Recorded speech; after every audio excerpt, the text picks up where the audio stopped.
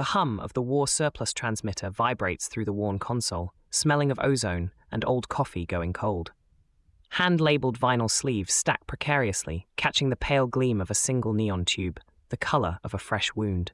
Outside, the city breathes, a rhythmic thrum against the reclaimed substation's thick concrete walls.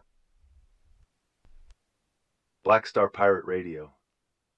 In Libertad, we're reading 74 degrees Fahrenheit with sunny. Airflow is north-northwest at about 16 miles per hour.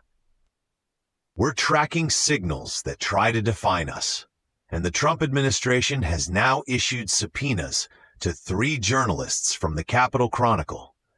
They're demanding confidential sources regarding a report on Air Force One's unscheduled stop at Mar-a-Lago last month.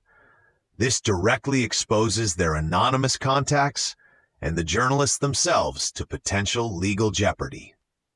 This isn't just a legal maneuver, it's a symbolic siege on the town square. It echoes the historical attempts to silence or discredit truth-tellers, like the myth of Cassandra, whose warnings were always dismissed. The administration seeks to control the provenance of information, not just correct a story. The real cost here isn't just legal fees. It's the chilling effect on investigative reporting. Who pays? Every citizen seeking direct, unfiltered information.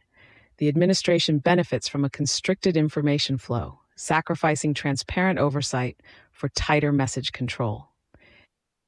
Patching in a caller, the critical thinker. You're on the signal. This is the critical thinker. Subpoenas for sources? Isn't that standard procedure if national security is at risk or if there's a leak investigation? What's the actual novel threat here? Appreciate the push for clarity, critical thinker. The novelty lies in the breadth and the perceived intent. This isn't a single leak investigation tied to classified data. It's a broad demand for sources concerning a travel detail, stretching the definition of national security to cover what appears to be politically inconvenient reporting. Our evidence comes from the Reporters Committee for Freedom of the Press, which filed an amicus brief last Monday, arguing this sets a dangerous precedent for press autonomy. A viable alternative for the journalists is collective noncompliance, forcing the administration into a protracted legal battle, asserting First Amendment rights. The chosen next move for us, within the sovereign architect frame, is to amplify platforms like the Signal Radar Mesh, connecting citizens directly to independent journalists who are reporting on these exact power plays. This strengthens direct consent between news producers and consumers, bypassing official choke points. Static lifts for half a breath.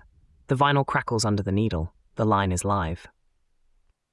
The integrity of the news itself is structural. When the process of gathering it is subjected to such arbitrary whims, it demands we build our own resilient avenues for information. This brings us to Memphis, where community resilience is also being tested. In Memphis, where community resilience is also being tested. In Memphis, the community is rallying behind progressive mayoral candidate Olivia Green, following 4 fatal shootings within 6 months by the city's Special Operations Task Force. This wave of deaths has deeply exposed the Black community to systemic violence and a crisis of police accountability, particularly after the January incident involving Tyre Nichols.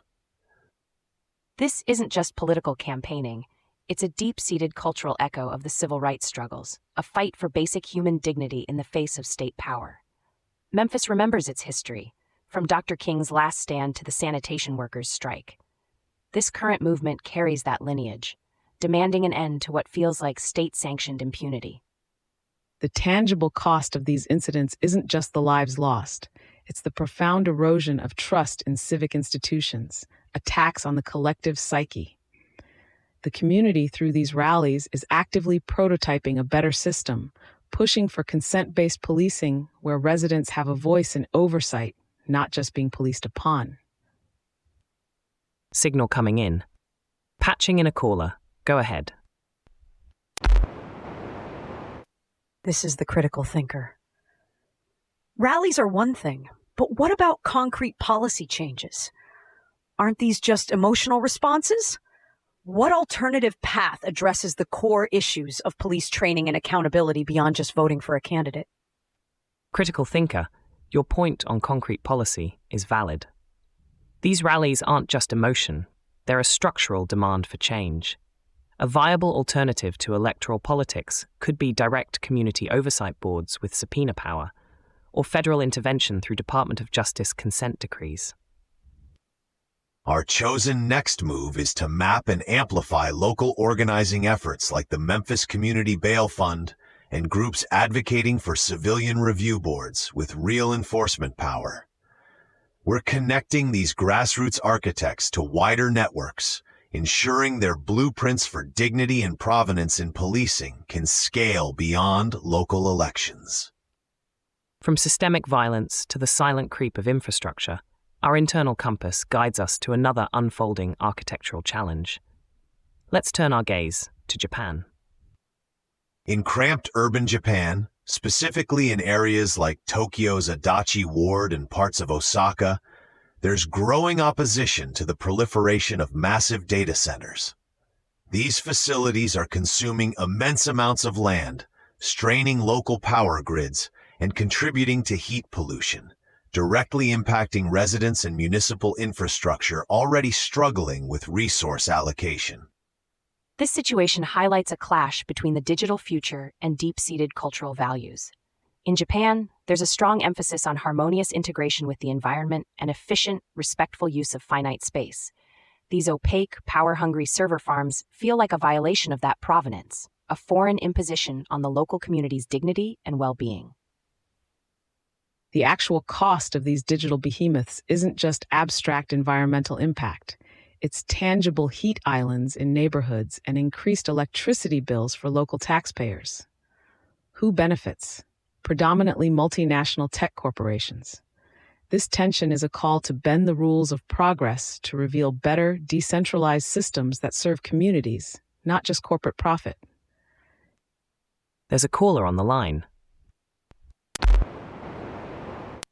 This is the critical thinker. Data centers are crucial infrastructure for the global digital economy. Aren't these complaints just NIMBYism?